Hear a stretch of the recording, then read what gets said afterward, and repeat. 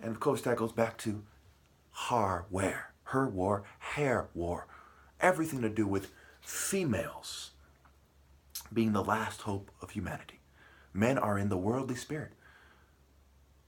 They stand up for females, so to speak. They stick up, right? Phallic symbol, right? Erection, right? There's a connection there. That's why they stand up for people. That's their language. And of course, there is something there to be seen on a more profound level, but English language and culture, it is shallow, it is worldly, it is capitalism, it is consumerism, it is colonialism, it is settling, settlers, it is domination by force and fear and terrorism. Okay, Western culture is terrorism, not winning people with the highest standard of truth, but terrorizing and bullying them. Anyway, and of course, that's pretty much every culture this day in the world to some degree. We pretty much live in a world of terrorists, and that's part of what politics is about: who's allowed to terrorize who, in what form, and why, and so on and so forth. Who, what, when, where, how, why. So anyway, as he approached Jerusalem and saw the city, he wept over it. Right? You see this big macho guy who says, "Men don't cry, men don't cry." Or is he sensitive martial artist who feels a certain righteous indignation and the certain accompanying pain? Right? He senses this thing on a profound level. It causes him to drive people out of the temple, right? He drove them out, right? It was this martial arts spirit that drove them out. He marshals it. He orders. He drove them out. Okay. So as he approached Jerusalem and saw the city, he wept over it. Kind of like Israel, right? It makes me sad and hurt. I don't necessarily see Israel as my cult center or Jerusalem. Okay, more like Neckin. But it still makes me weep that this is a sign, a symbol of God's covenant with man. It's a symbol of the Lord's message to man, a message that you can extract the truth from. There's very little difference between this and an African story. The Pharaoh was probably more direct in his stories and didn't allow for, Narmer, he didn't allow for people to misinterpret it, right? He said, this is what it means, this is what it means, this is why, and this is how you should behave, and he enforced it, okay? Whereas this allows for people to misinterpret and act like sissies is by the bull instead of by the hawk. As he approached Jerusalem and saw, and that has to do with, he nails it precisely, right? As he approached Jerusalem and saw the city, he wept over it and said, if you, even you, had only known on this day what would bring you peace, but now it is hidden from your eyes, right? So he could bring peace, but first and foremost, he came to bring a sword. And if there's peace, there's peace. And the peace was lost. And this also leads up to the seven seals, right? At this point, we're consistent with my conclusion about what the seals really means. It sealed the earth because the earth is forever a whore. Okay. So that idea of the new earth and da-da-da, that's all figurative. It's all misleading and so on and so forth. Okay. But now it is hidden from your eyes, right? The days will come, and again, amen, the hidden one, right? When you say amen after prayer, it also emphasizes why Christians are wrong. Okay. The days will come upon you when your enemies will build an embankment against you and encircle you and hem you on every side. So it's hidden from your eyes. Your enemies will embark you, encircle on you on every side. They will dash you to the ground, you and your children within your walls. They will not leave one stone on another because you did not recognize the time of God's coming to you. Okay. So your children are replaced by theirs. This is why the Jews we have today, we know them by their works. What is the main thing they are pushing out there? Satanism. Do we see this intense, honest push by the minority of Jews who aren't completely worldly to overcome them? Is there a successful push? As a people, how have the Jews identified themselves today, but as the children of the God of this world? Baal, the bull. Okay, so their real children, the real Jews, were dashed to pieces. Okay, in many ways, I am the last one left. Okay, and they went into the city and destroyed any Jews they found there. So, the Jews on the outside. So this is a symbolic story with truth to it and so on and so forth. So Jesus' tearful prediction of the total destruction was fulfilled in AD 70 when the Romans crushed a Jewish revolt by razing the city. This is what the Student Bible says. In modern Jerusalem, the Wailing Wall is one of the few places where some of the original stonework of Jerusalem can still be seen. right? They are wailing over what's left of the temple, which is a wall between the Spirit of God and man. And again, I am part Jewish, certainly there is no definitive evidence one way or another. You cannot prove scientifically what people religiously is Jewish. This is something that a lot of people don't understand, right? It was a sin just to take a census of the people. How much more to DNA and so on and so forth, right? Anyway, I'll let you think about that, explore that idea. I'm running out of time. Then he entered the temple area and began driving out those who were selling, right? It is written, he said to them, my house will be a house of prayer, but you have made it a den of robbers. Every day he was teaching at the temple, but the chief priests, the teachers of the law, and the leaders among the people were trying to kill him. Yet they could not find any way to do it because all the people hung on his words. Now ask yourself, could you be a Jew and reject God's chosen, even if he's only 2% Jewish? Look at the story of Moses and Miriam.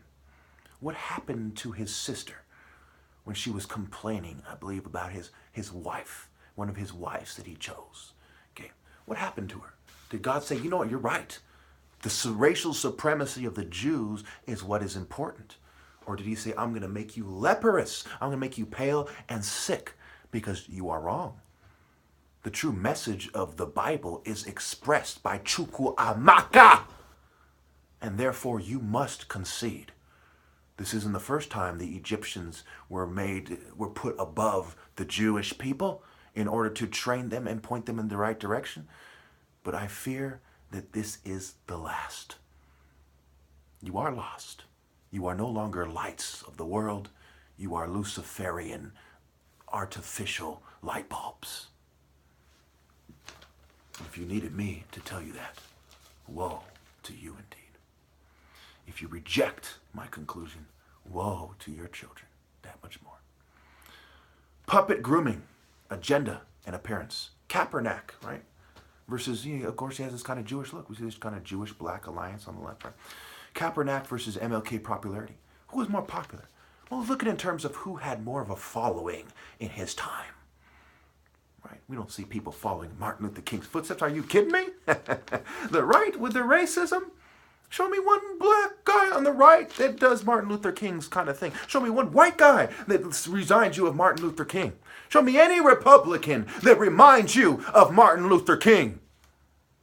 What, the left? What, are you joking? Sexual and genetic integration behind the scenes. From the middle class up, we see this kind of occult, sex cult. Let's take the most attractive, healthy people. Let's reproduce them in the yuppie Beverly Hills, Hamptons, I'm a bitch, kind of places. Okay? And then let's tell everyone else what to do while we're screening them out and saying, emulate us. Right? Certainly the servant is sick and the master is sicker. No servant can be a greater good. They're all evil and they're all outside the divine order. None of them are greater good. So there's no good in them.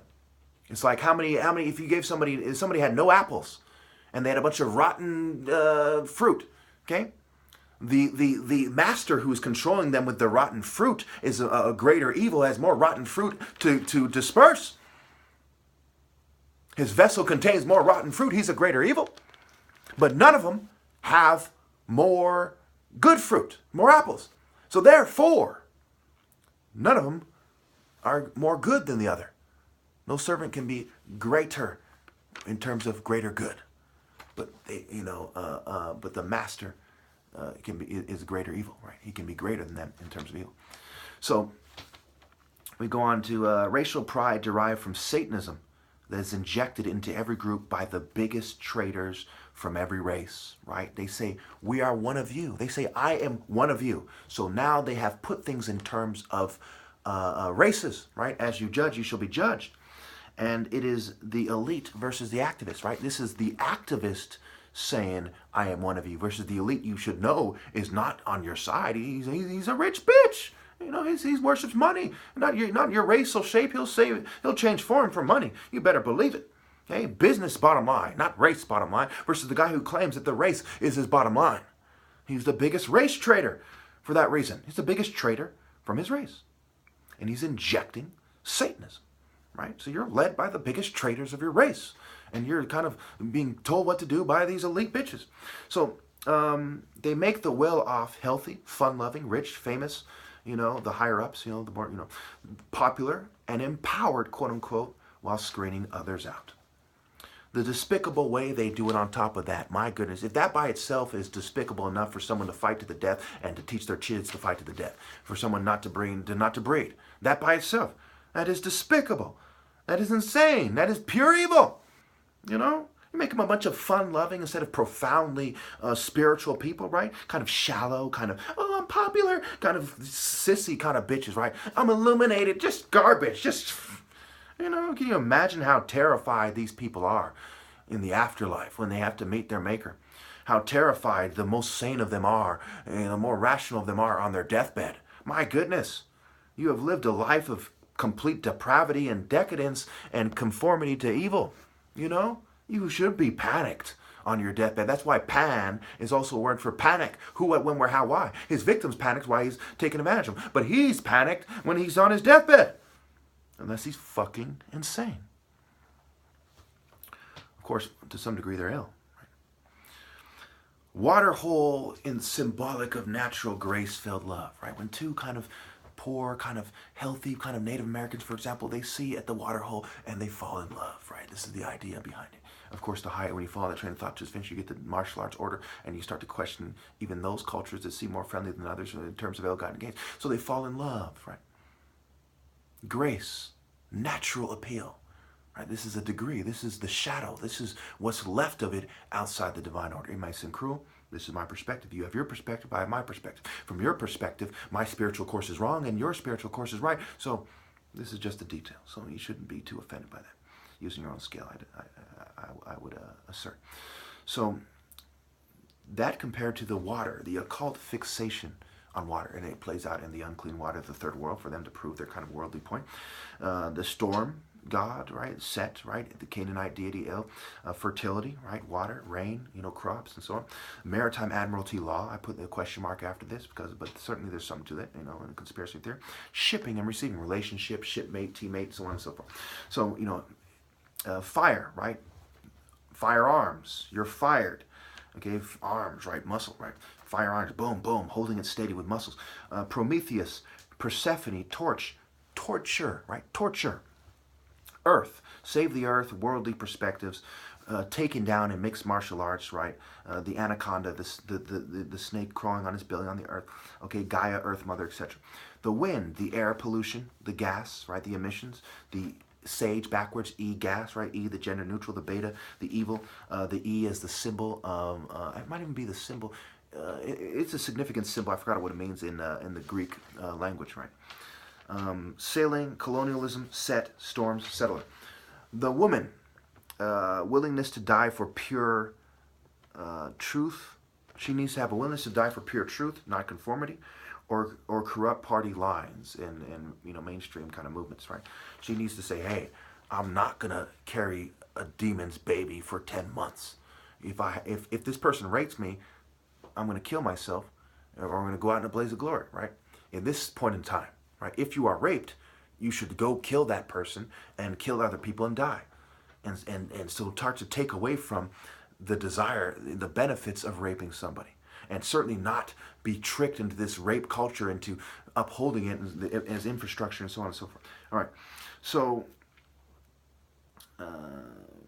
So the rights problem in Christianity, some of the problems is the Black African martial arts order, and when you follow the train of thought to its finish, and of course the shape, right? The shape of the dominant groups of whites, right? The hellbelly, the kind of fat guy, the kind of, the various forms, the various jobs they have. It goes back to the bull, the ball, and we see a certain degree of skinny kind of redneck, so the Baphomet, right? The kind of gender neutral spirit, not manning up, and of course on the leftist Christians have this kind of skinny vegan Baphomet kind of shape. Anyway, the left favors. The left rejects that the Bible favors a monarchy, a patriarchy. It's anti-gay, anti-feminist. There's a masculine creator, anti-gold digging, anti-free love, peace is not the main concern. It's anti-prostitute. It rejects the Greco Roman mythology. The PX, okay, the gender neutral. The P is the basically represents the penis of the gender neutral white person, being superimposed on the X, the energy of the female. So the Greco Roman P, the French to the German, the Greek to the Roman, the female to their conceptions of masculinity and their allegiance to the trade route.